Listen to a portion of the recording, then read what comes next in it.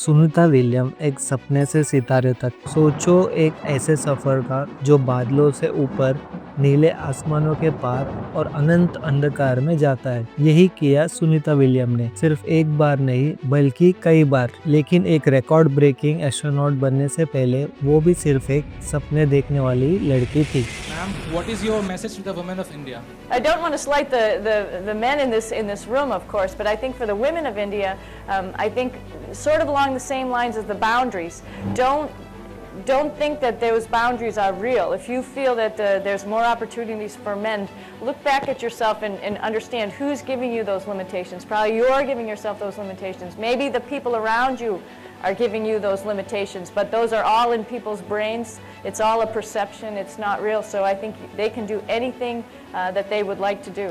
सपने की शुरुआत। सुनीता लेन विलियम का जन्म 19 सितंबर 1965 को इक्लिड ओहियो यूएसए में हुआ था। उनका परिवार इंडियन और सोवेलियन बैकग्राउंड से था। बचपन से ही वो बहुत उत्साहित थी, हर चीज जानने की इच्छा रखती थी। लेकिन क्या उनका बचपन से एस्ट्रोनॉट बनने का सपना था? बिल्कुल नहीं। बचपन में सुनीता एडवेंचर पसंद करती थी, स्पोर्ट्स में तेज थी और एक एक्सप्लोरर की तरह थी। उन्होंने कभी सोचा भी नहीं था कि एक दिन वो स्पेस तक जाएंगे। उनके लिए दुनिया समुंदर और आसमान तक ही सीमित थी। लेकिन एक छोटी सी मुलाकात या एक प्रेरणा देने वाला मोमेंट कभी भी किसी की भी जिंदगी बदल सकता है। नेवी से स्पेस तक का सफर।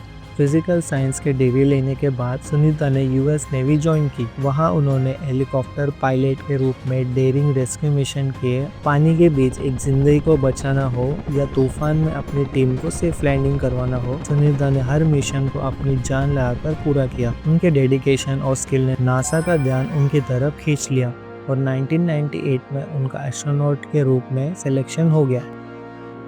Welcome to the International Space Station Gym. How you guys doing today?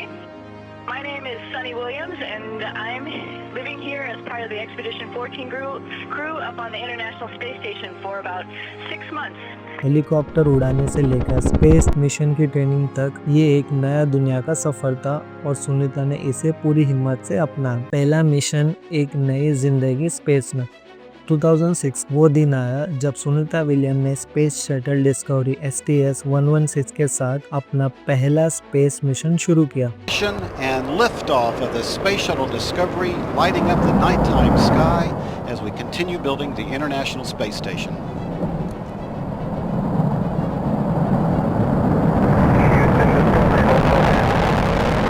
वो इंटरनेशनल स्पेस स्टेशन ISS पहुंची, जहां उन्होंने 6 महीने तक काम किया और स्पेस को अपना घर बनाया।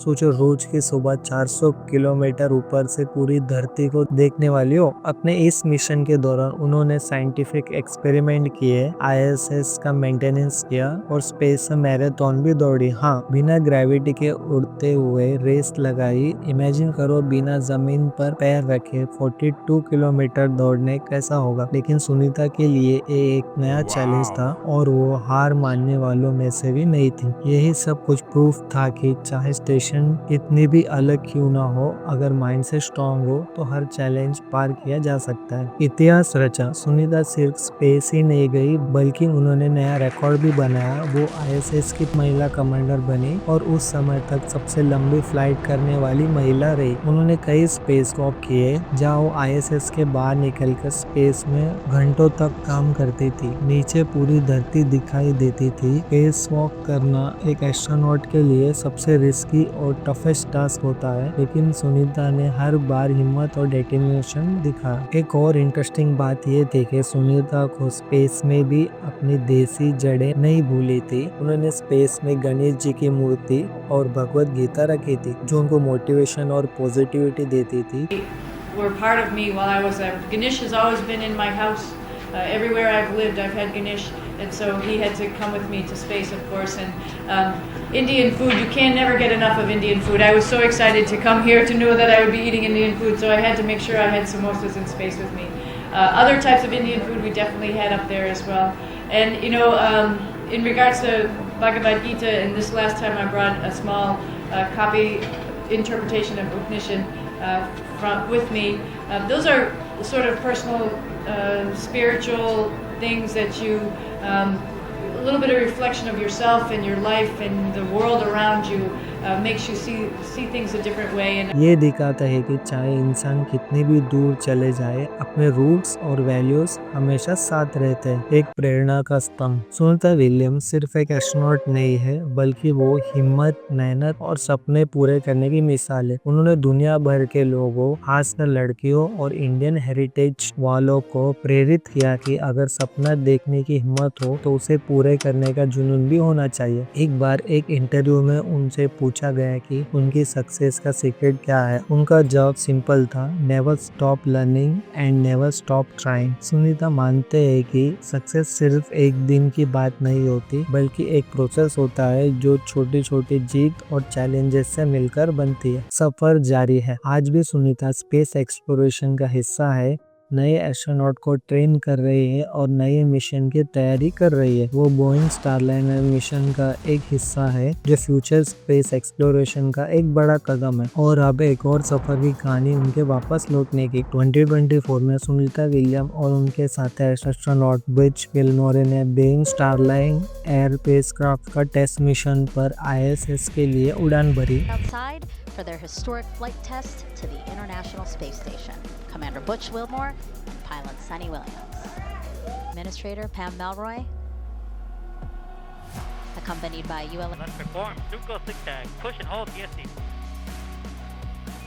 10, 9, 8, 7, 6, 5, 4, 3, 2, 1. Ignition. And liftoff of Starliner and Atlas V, carrying 2 American heroes, drawing a line to the stars for all of us. We take a look. And with that call up, both crew and flight controllers agreeing that that was a good OI burn. I'm looking at the trajectory plot. ये mission सिर्फ कुछ ही महीनों का होना था, लेकिन technical problem के कारण उनका वापस आना डिले होता गया। इस दौरान उन्होंने ISS पर अपना फर्ज को निभाया, नए एक्सपेरिमेंट किए और स्पेस वॉक भी किए। It'll stick to your toothbrush, and it will make a big bubble. And that's just by surface tension. And then you can drink it. So a lot of people ask about what do you do with the toothpaste after you brush your teeth.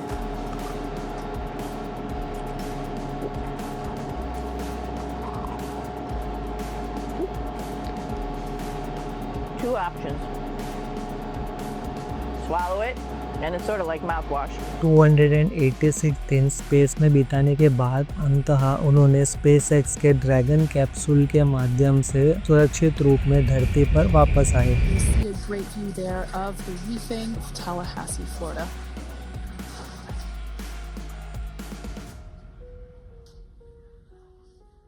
And splashdown, Crew 9 back on Earth.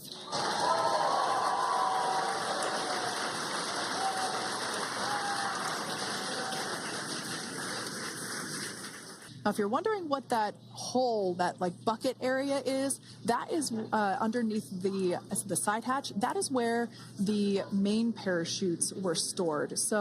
And so what we did just here there was communications that those hypergol checks were complete.